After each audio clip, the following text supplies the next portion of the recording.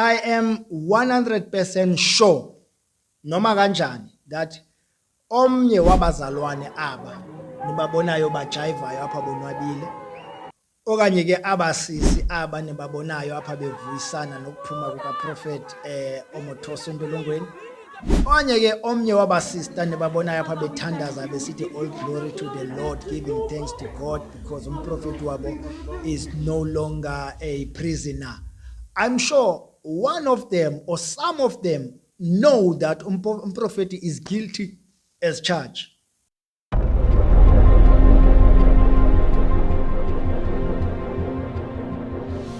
They know that Upapa is wrong, has done something wrong.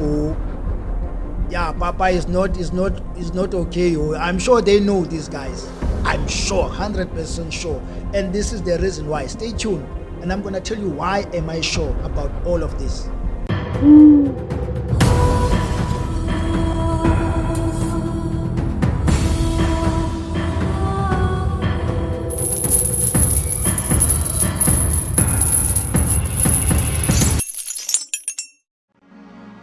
Now, bazalwane, it's the fact and it's known. Ayinokwenzeka bazalwane into kubana mna ngoku ndingakhonzi eJesus Dominion International Church Ministry leka Prophet uTimothy Omothoso.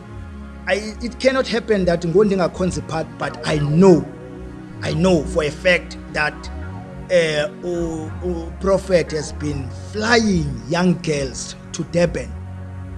I knew this information even before the case was opened. I've known that there are girls who've been flown ababhabhiswa abakhwelisa ibhaloyi basiwa at Durban Prophet.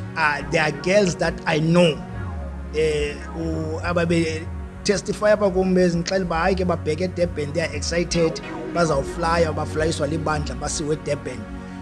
These girls were new to the church. They were not even members of the committee. They were not even the member of the choirs, but just because they are beautiful girls, bayaflyiswa babheka eDurban. I know that abazalwane bebandla, one of these guys who are enjoying, rejoicing, bevuyisana no prophet okhuluweyo from jail. I know that some of them, they know that Prophet has been doing this. I mean, bazalwane awusoze mna ndithi ndingakhonzi pha eJesus Dominion bona bathi bekhonza part but bengayazi lento. I'm sure they knew that Prophet okanye ibandla is taking abazalwane to Durban, but bazixela into kubana bona bavuyela uProphet wabo okhululwe etrengweni. Now we might not know ukubana bebeyothina eDurban, but now it's out ivelile ke ngokuba why uProphet was taking young girls to Durban. For sure bazalwane andihlali bhayi, ndihlali East London.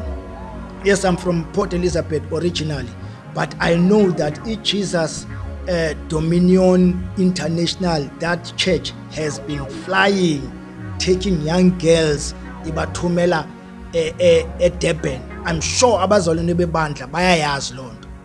Bayayazi soze izokwaziwa ndim ndikude kangaka nina bebandla ningayazi lonto. Secondly, bazalwane, I do not understand, man bazalwane, maybe I'm wrong.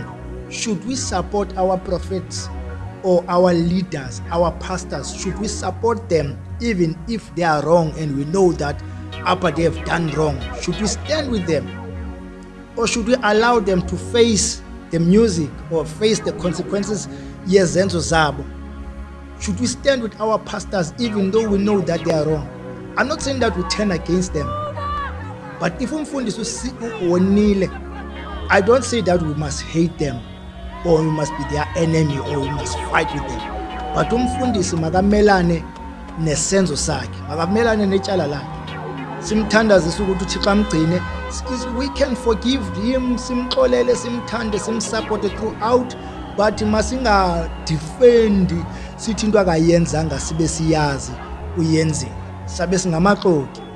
And I do believe that ma umuntu esohlwaya ngapha kwencwaba, nawe wena muntu ubume naye umsupporta ngokumazi ba uwonile, uyamsupporta kodwa uyamazi bomoshile, Now you will be punished because you are a liar, you are just like that person. Ulixoki nawe njengaye. Bonke abazalwane belibandla abama no prophet ngokubemazi ba umoshile but bayamsupporta, they are also liars just like their prophet. We cannot do that, bazalwane.